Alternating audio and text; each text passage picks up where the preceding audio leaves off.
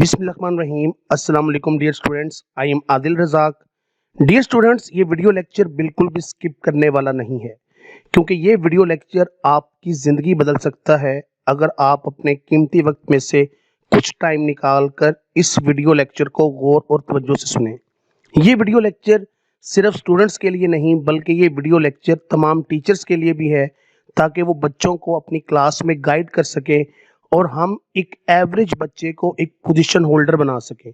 तो मेरी तमाम टीचर्स और स्टूडेंट्स से रिक्वेस्ट है कि इस वीडियो लेक्चर को एंड तक लाजमी देखिए। मैंने बहुत ही सिंपल तरीके से आपको समझाया है कि किस तरह आप एक आम तालिब इल्म से एक पोजीशन होल्डर बन सकते हैं। तो देखिए जी, सबसे पहले हम स्टार्ट करते हैं अपना लेक्चर। तो किसी भी क्लास में चार तरह के बच्चे पाए जाते हैं: टॉपर्स, एवरेज, पासिंग मार्क्स लेने वाले और वो बच्चे जो फेल हो रहे हैं। अब अगर हम परसेंटेज देखें तो टॉपर्स होते हैं सिर्फ 5%, एवरेज होते हैं 55%, पासिंग मार्क्स वाले 30% और वो बच्चे जो फेल हो रहे हैं वो होते हैं 10%। ये किसी भी क्लास का एक जर्नल डाटा है, नंबर्स वेरी कर सकते हैं।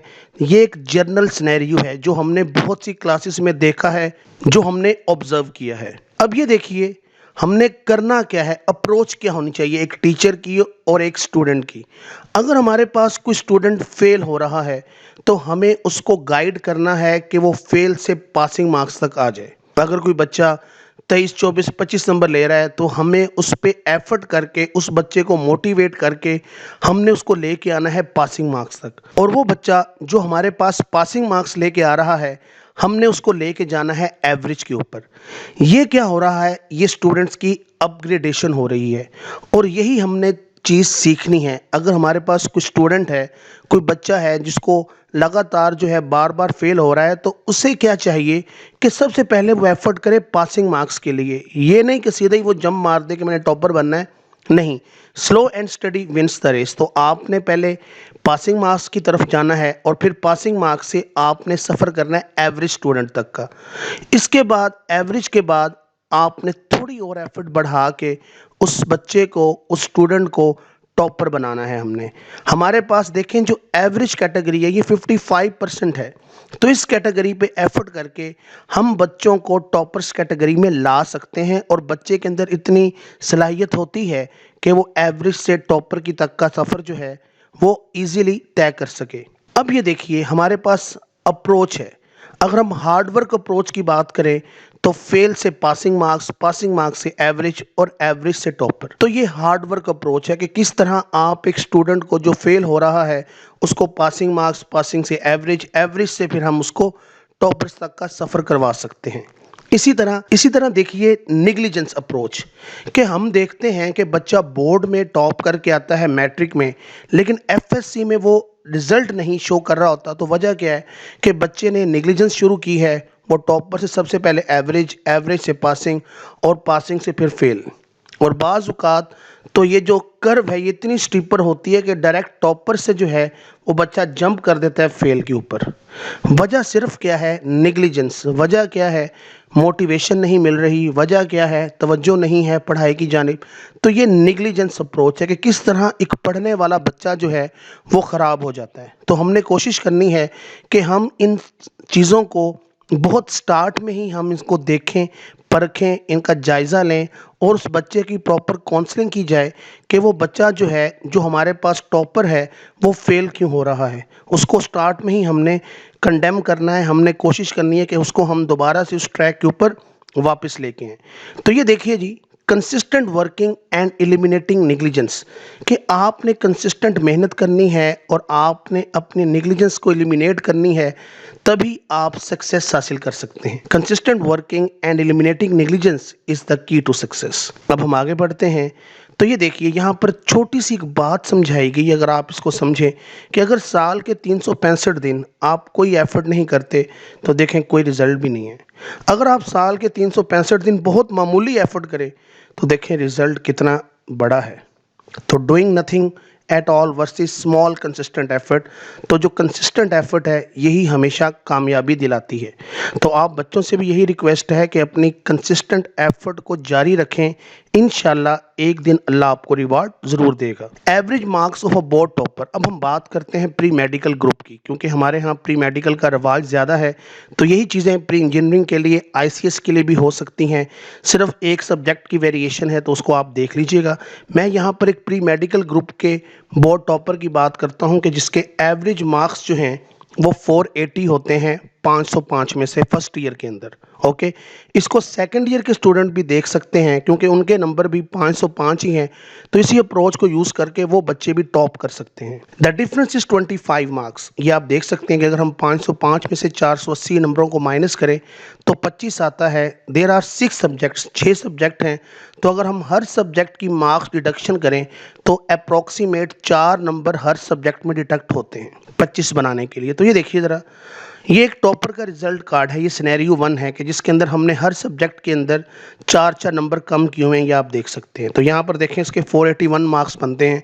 ये बच्चा जो है ये टॉपर है, ये टॉपर का रिजल्ट कार्ड है। यहाँ नंबर वेरी भी कर सकते हैं, लेकिन ये हमने सिनेरियो 1 लिया है जिसके अंदर हमने 4 नंबर कट किए हुए हैं। अगर हम गौर से देखें तो उर्दू में 96 मार्क्स, ये बहुत टफ लगता है। अक्सर बच्चे ये शिकायत करते हैं कि आर्ट्स में नंबर कट जाते हैं, इतने नंबर नहीं आते। ओके, हम इस थॉट को लेके चलते हैं। हमने कहा जी उर्दू में इतने नंबर जो है वो नहीं आ सकते, तो फिर किया क्या जाए।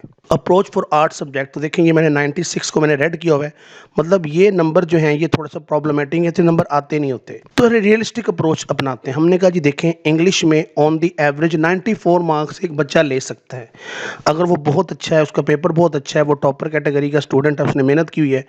उर्दू में 86, ये भी एक रियलिस्टिक मार्क्स हैं, ये आइडियल केस नहीं है। 86 नंबर एक बच्चा ले सकता है। इस्लामिक स्टडी में 46 थे, मैंने 2 ऐड कर दिए, तो ये देखें ये टोटल 250 नंबर बनते हैं, उनमें से 228 नंबर बन गए। अब आ जाए साइंस सब्जेक्ट। तो साइंस सब्जेक्ट में पहले हमने 4 नंबर डिटेक्ट किए हुए हैं। हम ये भी कहते हैं कि यहाँ एक नंबर बढ़ भी सकता है, ठीक है। तो अगर हम एक नंबर बढ़ाएं तो ये देखें ये बन जाता है 255 में से 246। अब हम कंपेयर करते हैं, ये आपके सामने कंपैरिजन आ गया कि एक बच्चे के आर्ट्स सब्जेक्ट के अंदर देखें यहाँ पर कितने नंबर डिटेक्ट हुए हैं, 22, ये आप देख सकते हैं। और यहाँ पर आप देख सकते हैं कि यहाँ पे सिर्फ उसके 9 नंबर। तो जब हमने इन दोनों को ऐड किया तो आप देख सकते हो कि नंबर बन गए 474। टारगेट था 480। मतलब अगर हम इन नंबरों को लेके चलते हैं तो हम टॉप नहीं कर पाएंगे। मतलब कहीं ना कहीं पे हमें थोड़ी सी अप्रोच को चेंज करना है। ये एक अप्रोच नंबर 1 है। ये हमने देखा कितने नंबर, लेकिन कोई बच्चे कहते हैं नहीं मैं नंबर ज़्यादा भी ले सकता हूँ, मैं पूरे पूरे नंबर भी ले सकता हूँ, मेरे कुछ सब्जेक्ट बहुत ज़्यादा स्ट्रॉन्ग हैं, वो मुझे पूरे पूरे नंबर दे सकते हैं।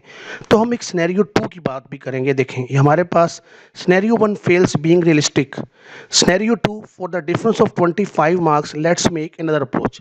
कि टोटल 25 नंबरों का डिफरेंस है, तो हम क्यों ना एक और अप्रोच लेके चलें। वो अप्रोच इंग्लिश में एक बच्चा 95 मार्क्स ले सकता है, उर्दू में 88 ले सकता है, इस्लामिक स्टडी में 48 ले सकता है। ये देखें यहाँ पे डिफरेंस कितना आ गया, 19 नंबरों का साइंस सब्जेक्ट्स पे। तो साइंस सब्जेक्ट में आमतौर पर हमें पता है कि बच्चे नंबर ले लेते हैं और पूरे पूरे भी ले सकते हैं, लेकिन फिर भी हमने थोड़ा सा रियलिस्टिक अप्रोच अपना के इन तीनों में से 2-2 नंबर डिटेक्ट करवाए हैं। देखें टोटल कितने बन गए, 6 नंबरों का फर्क बन गया। कंपैरिजन कर लें आप। अब जब आप इनको ऐड अप करोगे तो देखो आपके टोटल नंबर कितने बने, 480। तो ये वो रियलिस्टिक अप्रोच है। इतने नंबर आ सकते हैं, एक स्टूडेंट ले सकता है। बिल फर्ज एक बच्चा कहता है नहीं जी उर्दू में नंबर मेरे 88 नहीं आ सकते, तो वो फिजिक्स केमिस्ट्री में पूरे नंबर लेके ये कमी पूरी कर ले। एक बच्चा कहता है नहीं जी इंग्लिश में 95 नहीं आ सकते, वो 1 नंबर यहाँ बढ़ा ले, 2 नंबर यहाँ बढ़ा ले। मतलब कहने का ये है कि आपको पता होना चाहिए कि मेरा स्ट्रॉन्ग एट्रीब्यूट क्या है, मेरा वीक एट्रीब्यूट क्या है, मेरा कौन सा सब्जेक्ट ज़्यादा स्ट्रॉन्ग है, मेरा कौन सा सब्जेक्ट ज़्यादा वीक है। तो जो वीक है उस पर ज़्यादा एफर्ट करिए और जो स्ट्रॉन्ग है कोशिश करें कि उसमें नंबर ना कट सके, ताकि आप अपने आप को सेफ एंड में रख सके, आप टॉप कर सकें। तो देखिए this approach gets our desired result as it is not ideal but practical. ये कोई आइडियल केस नहीं है, जरा देखिए दोबारा गौर से। ये कोई आइडियल नहीं है कि आप कहें जी ये तो नंबर आ ही नहीं सकते, ये तो पॉसिबल ही नहीं है। ये पॉसिबल है, बिल्कुल है। बच्चे नंबर लेते हैं और ऐसे ही बच्चे फिर टॉप करते हैं, ये आप देख सकते हो। तो एक अच्छे स्टूडेंट को अपने वीक और स्ट्रॉन्ग सब्जेक्ट्स का पता होना चाहिए, अपने एट्रीब्यूट्स का पता होना चाहिए, ताकि वो उसके अकॉर्डिंग काम करे और वो टॉप कर सके। मुझसे अगर आप पूछें कि सर हमें क्या करना चाहिए, आप बताएं, तो मेरी कुछ गाइडलाइंस हैं जो आपने सुननी और समझनी है। You should know about paper scheme. सबसे पहले आपको पेपर स्कीम का पता होना चाहिए कि हाँ भी किस सब्जेक्ट की पेपर स्कीम क्या है। To be a topper you have to practise maximum MCQs. ये मल्टीपल चॉइस क्वेश्चन नहीं होता, इसको हम बोलते हैं मल्टी कंसेप्ट क्वेश्चन। ये आपने भूलना नहीं है। अब एमसीक्यू को आइंदा आपने मल्टीपल चॉइस नहीं कहना, आपने मल्टीपल कंसेप्ट क्वेश्चन कहना है। ओके, तो जितनी ज्यादा हो सके आप एमसीक्यूज की प्रैक्टिस करो। To get 480 marks your MCQs should not be wrong. एक भी एमसीक्यू गलत नहीं होना चाहिए अगर बोर्ड में टॉप करना है तो। ये आप ये समझ लें, एक तरह से छोटी सी शर्त है मेरी तरफ से।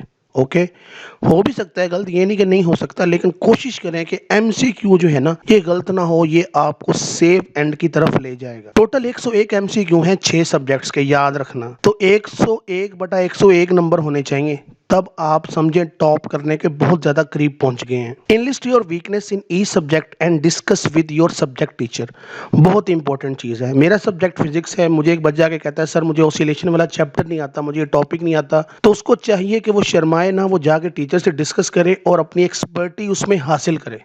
इस तरह कोई बच्चा बायो वाला है, कोई केमिस्ट्री वाला बच्चा है, कोई उर्दू में बच्चा कहता है जी मुझे शेर लिखने नहीं आते, ये मसला है, तो टीचर से डिस्कस करें, लाजमन करें और उसकी बात सुने, समझें, उस पर अमल करें। Paper presentation is very important. आपको आता सारा हो लेकिन अगर आपने पेपर प्रेजेंटेशन अच्छी नहीं की तो फिर आपको बोर्ड में एग्जामिनर नंबर देने से कतराएगा। तो पेपर प्रेजेंटेशन भी बहुत ही ज्यादा इंपॉर्टेंट है। सबसे इंपॉर्टेंट चीज respect your teachers and always be submissive for their instruction. कि अपने टीचर्स की इज्जत करें और उनकी हर बात को जो है सुने, समझें, उस पर अमल करें, सबमिसिव हो जाए। आजकल के बच्चे का यही इशू है, सोशल मीडिया है और कुछ थोड़ी सी जो है वो मीम्स वाली चीज़ें जो है, इन्होंने बच्चों को थोड़ा सा जो है ना, आप ये कह सकते हैं कि उनके अंदर जो सीरियसनेस थी वो कहीं ना कहीं पे वो कम पाई गई है, इसलिए वो टीचर्स की बातों को इतना सीरियसली नहीं लेते। आपसे गुजारिश है कि काइंडली अपने टीचर्स की रिस्पेक्ट किया करें और उनकी बातों पर अमल किया करें।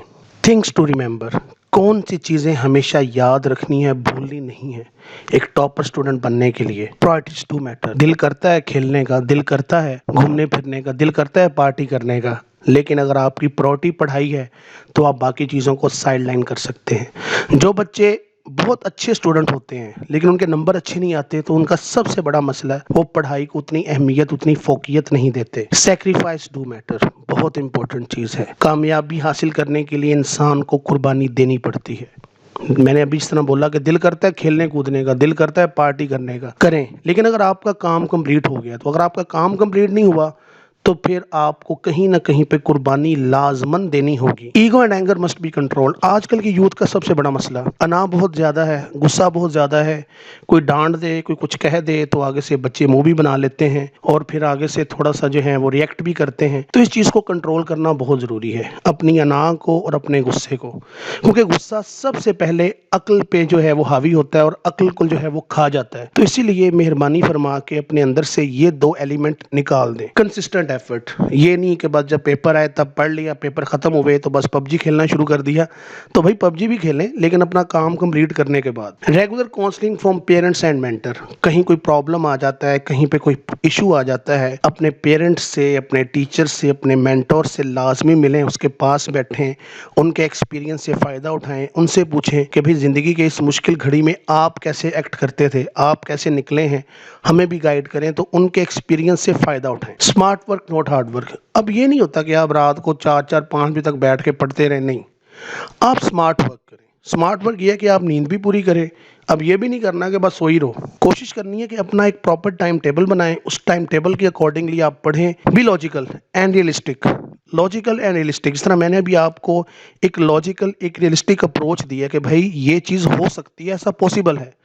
And come out of fantasies. Sheikh Chilli वाले ख्वाब देखना छोड़ दें कि रात को सोऊंगा, सुबह डॉक्टर बन जाऊंगा, मुझे खुद गेट पे लेने आएंगे कि भाई आप डॉक्टर बन गए, आएँ, ये आपकी करोड़ों रुपये तनख्वाह है। तो ये एक शेख चिल्ली वाले ख्वाब देखने छोड़ें और कोशिश करें कि आप लॉजिकल और रियलिस्टिक बन जाएं। Pray to Allah. Being Muslims, ये हमारा अकीदा है कि जब तक अल्लाह का साथ नहीं होगा तब तक आप जो मर्जी कर लें, कामयाबी आपको नहीं मिल सकती। अल्लाह ताला का साथ, उसकी मदद बहुत ही ज़्यादा ज़रूरी है, उसका शामिल हाल होना बहुत ही ज़्यादा ज़रूरी है। तो अल्लाह से हमेशा दुआ मांगें और अल्लाह से ये दुआ मांगें कि अल्लाह हमें वो इल्म अता फरमा जो हमारे लिए नफ़ा बख्श हो, क्योंकि इंसान को आता जाता बहुत कुछ होता है, लेकिन समटाइम्स पेपर में वो चीज़ आ जाती है जो हमें नहीं आती होती, तो फिर प्रॉब्लम बनती है।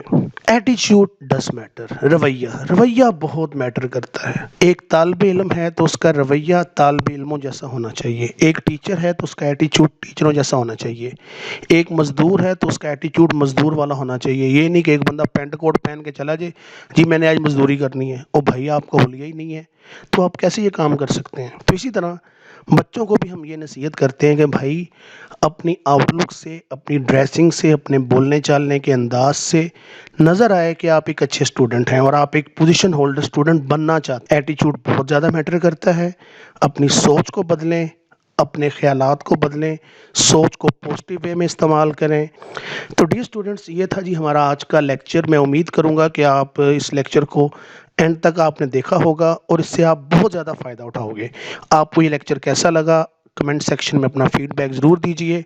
और वंस अगेन आपसे रिक्वेस्ट है कि इस वीडियो लेक्चर को जितना ज़्यादा हो सके अपने बाकी फेलोज़ के साथ भी शेयर करें, ताकि कहीं ना कहीं हम किसी न किसी की मदद कर पाएँ। और अगर हमारी मदद करने से किसी की ज़िंदगी बन जाएगी तो ये भी एक सदका जारिया है। अपना ख्याल रखिएगा। आप सबके लिए ढेरों दुआएं हैं। अल्लाह हाफिज़, टेक केयर।